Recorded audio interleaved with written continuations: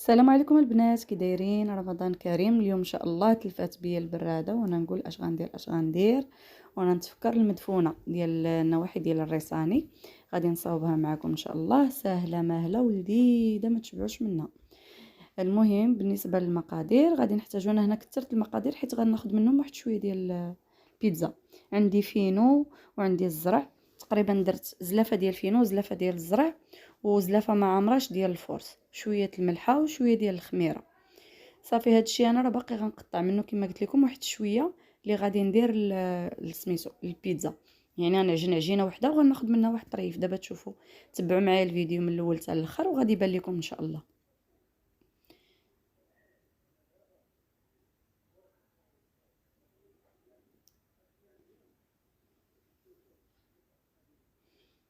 غادي نخلط هنايا الدقيق ديالي. صافي وكما العاده غادي نجمعوه بميها دافيه ان شاء الله. هاد المدفونه يا البنات راه كتجي رائعه وسهله، خطره وحده كتعجنوا وكتهناو. صافي المهم غادي نبدا نعجن بميها دافيه باش دغيا تخمر ليا العجينه. صافي وغادي نبدا نجمع العجينه ديالي ان شاء الله كامله. غادي ندير شي منديل تحت من القصعه باش نعجنها. صافي هنايا عجنت العجينه ديالي كما كتشوفوا، راني خديت منها واحد شويه ديال البيتزا اللي قلت لكم وغادي نخليهم يخمروا بجوج. كما كتشوفوا غنغطيهم بمنديل ونخليهم بجوج بهم يخمروا، حيت هاد الكونتيتي هادي كافياني وبزاف. صافي هنايا غادي نبداو نجدو في الحشوه. عندي هنايا قطعات ديال اللحم اللي غيكون فتي تقريبا 450 غرام اللي عندي هنايا. قطعات خذوا روم ستيك كيجي فتي وما زعما ما كيتجبدش في العضه ديالو. والبصله عندي مشلضه، درت بصله وحده كبيره مشلضه، والقزبر والمعدنوس. بغيتو تزيدوا الكلوه ديروها، الا بغيتو تخلطوا بين اللحم والكلوه خلطوا. انا ما عنديش مع الكلوه، داكشي علاش درت غير اللحم بوحدو. صافي وغادي نخلط كلشي. غادي ندير العطريه ديالي. بالنسبه للعطريه شويه د الملحه. العطريه كديروا داكشي اللي بغيتو، ولكن انا ديما كندير هاد العطريه كتجي لذيذه المليحه وهانتم غتشوفوا. وبالنسبه للشيء الاخر ما غنديروش دابا البزار. بالنسبه للعطريه الاخرى ما غنديرهاش دابا، كنديرها حتى العشوب. غندير شويه ديال العشوب حيت في هاد سميتها معروفه بالعشوب. هنا درت شويه ديال القرفه. ضروري ديروا شويه العشوب باش كتعطي داك اللوغو ديال المدفونه الحقيقيه. هنا درت الكمون. صافي وغادي نجمع كلشي مزيان. هنا نسيت ما قلتش لكم التحميره راه درتها منين تا خلطت وساليت وغنتفكر التحميره. راكم عارفين مع الصيام بنادم كيتلف. عاد زدت التحميره بنت ليا بيضه، كنقول ويلي هادشي مالو بيض. نمشي نزيد التحميره. المهم حتى التحميره ديروا معلقه كبيره. هنايا من بعد ما نتوما هي حمراء هنايا. من بعد ما خليته كيرقد تقريبا ساعه المكانه. هما البيضات اللي قلت لكم غادي نحكوهم حتى هما، والشحمه عندنا هنايا تقريبا 50 غرام ديال الشحمه وجوج بيضات. بالنسبه للبيض كيبقى اختياري، اللي ما بغاش ما يديروش، يدير غير الشحمه. كيديروا البيض كيديروا اللوز مقلي ومهرمش، المهم اللي بغيتو نتوما. انا درت غير البيض وقطعته هكا دوائر. هنا غنحيد داك الطريف اللي قلت لكم غادي ندير به البيتزا، خليته على جنب وغادي نغطيه تيزيد يتضاعف. بالنسبه لهاد الكريات البنات غتاخذوا جوج كريات، وحده غديروها شويه كبيره على الاخرى، حيت هاد التحتانيه هي اللي غادي نديرو فيها الحشوه. وباش غادي نطرقوا عليها ونسدو ضروري تكون شويه كبر من الاخرى. صافي وغادي نخليهم يرتاحوا واحد شويه، عاد غادي نقرصهم قدامكم واحد 5 دقائق. صافي عاد غادي نبدا نطلقهم باش يعطوني في الطوع.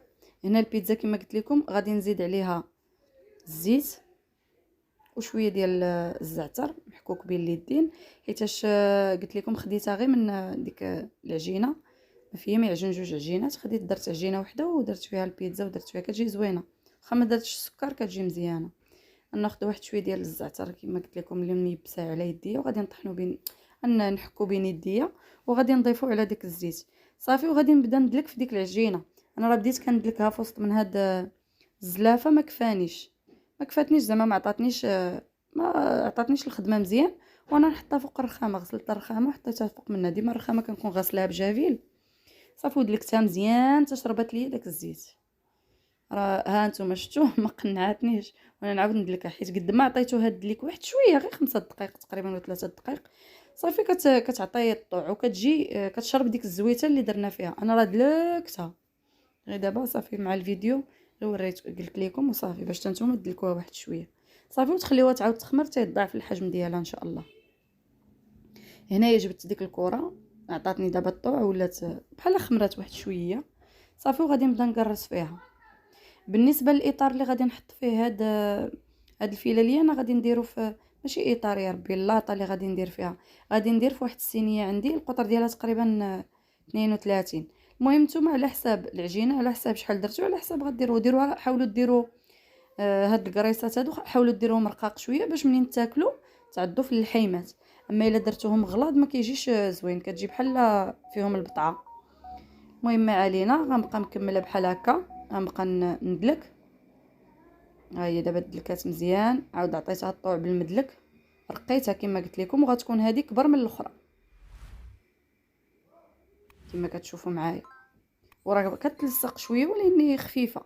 ها انتم راه عاطيه الطوع حيت معجونه مزيان ومدلوكه صافي. دابا هذا هو الحجم اللي بغيت غادي نحطها على جنب وغادي نجبد الكريه الاخرى ان شاء الله حتى هي غنقرصها نفس الشيء غادي نقرصها بحال هذه. انا غير كنقاد ليها دوك الجناب باش ما زعما باش تجي مزيانه. انا غنحولها لبلاصه اخرى وغادي نقرص القرصه الثانيه ان شاء الله حتى هي صافي نفس الشيء غادي نقرصها وغنحاول نطلقها حتى هي مزيان مزيان.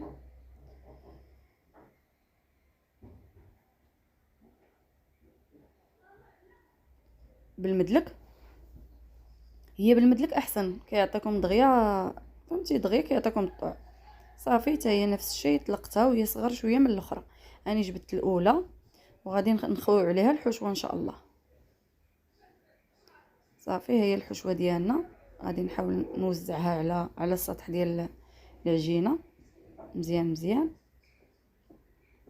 عرفتي راه البارح والله ما شبعوا منها راجلي ناض الصباح كيقول لي واش ما باقيش شويه منها قلت ليه لا وانا نعاودها لهم عاوتاني غنعاودها ان شاء الله حتى اليوم. عجباتهم عرفتي بحال كتاكلوا الشوا والله لا بحال كتاكلوا القطبان ديال الشوا غير بعوض ما تشويو وتجبدوا وتاكلوا كطيبوهم في الفران ان شاء الله. صافي هذه كنديروا الشحمه وغادي ندير دوك كما كتشوفوا دوك العشوب قدامكم راه فيهم راهم دايرهم في الطبسيل. هانتوما راه فيهم ورقه سيدنا موسى وشويه ديال الازير وشويه ديال الزعتر محكوكين كنرشهم عليها ضروري كتعطي واحد البنه خطيره يا البنات ضروري من هاد العشوب حيت الفيلاليه المدفونه ديال هذا معروفه بهاد الاعشاب قلت لك الفيلاليه المهم ما علينا صافي غادي نبدا نحط في هذوك الدوائر ديال البيض وغادي نسدو عليها بالعجينه الاخرى القرصه الاخرى اللي طلقنا راه ساهله كتجي. هانتوما داك التحتانيه راه خليتها كبر من الفوقانيه باش نبدا نقرص على الجوانب باش حتى حاجه ما تخرج باش منين تجيو تخبزوها في اللاطه ديالكم تبقى مزيانه. صافي هنا غنبقى نقرص عليها بشويه بشويه تنكمل الخبزه كامله. هانتوما الطريقه راه واضحه في الفيديو كما كتشوفوا راه كتجي زوينه يا البنات وسهله ماشي ما محتاجه زعما ماشي بحال البطبوط ولا داكشي وحده وحده سهله كتعمروا اون فوا بور توت يعني مره وحده كتجمعيو الطوي صافي كتعمري وحيده نيت وكتهناي. صافي هنايا غادي نديرها غنحاول نقرصها واحد شويه وغنتكها دابا ونعاود نتكها عاوتاني منين نديرها فوق اللاطه باش منين باش يدخلها الطياب مزيان منين تكون كطيب ما تنفخش ليا بزاف ويخرج لها. نتوما كما كتشوفوا كنتكها واحد شويه وغادي نحطوها في اللاطه. ها هي اللاطه كما قلت لكم اللي الصينيه اللي وجدت درت فيها ورق ديال المطبخ ما بغيتوش ديروا ما ديروش غير رشوا بالفينو. المهم غادي نحاول نلوحها فيه. ها نتوما كما كتشوفوا حتى في الصينيه ديالي راه ساهله ماهله صافي وكنحاول نضغط عليها واحد شويه. ها هي صافي وغادي نعاود نتكها واحد شويه من الفوق.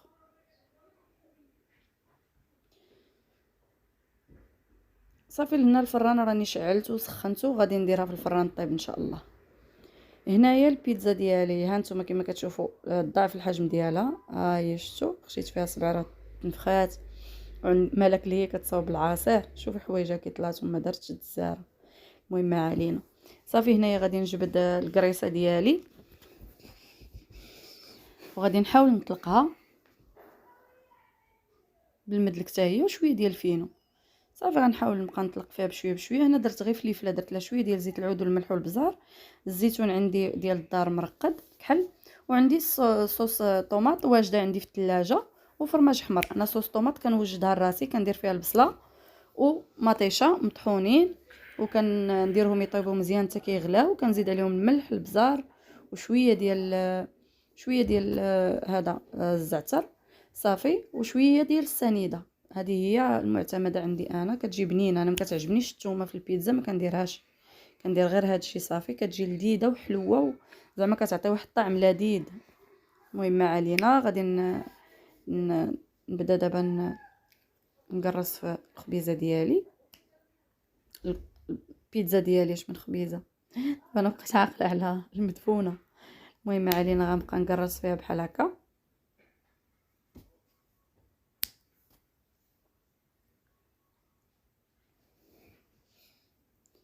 صافي كما كتشوفوا رشيت اللاطه بواحد شويه ديال الفينو ودرت عليه البيتزا، وغادي نتكو البيتزا ديالنا مزيان مزيان. نحاولوا نتكوها.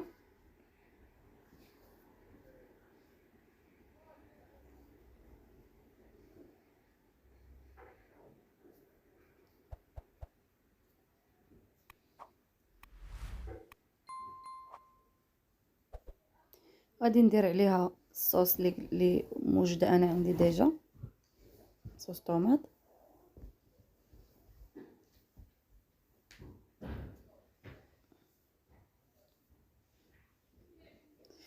صافي وغادي نضيف عليها الفرomاج، ندخلها ديريكتومون الفران، ما غاديش نطيب لاباط هي الاولى عاد نعاود كندخل كلشي في خطره. صافي غادي ندير الفرomاج هو الاول.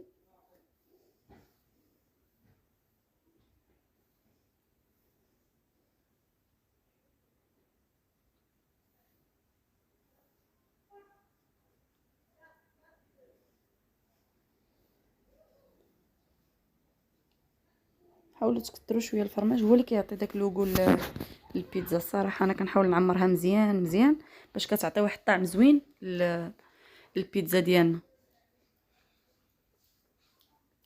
هنايا غادي نديرو الطون. صافي كما كتشوفوا انا درت الطون ديال صوص طوماط حتى هو كيجي بنين، والفلفله ديالنا اللي مدهونه بالزيت. حاولوا دهنوها بواحد شويه ديال الزيت باش ملي ندخل الفران طيب شويه. صافي وغادي نضيف الزويتينات وغادي ندخلها للفران درجه حراره 250 سخون من قبل صافي حتى كطيب.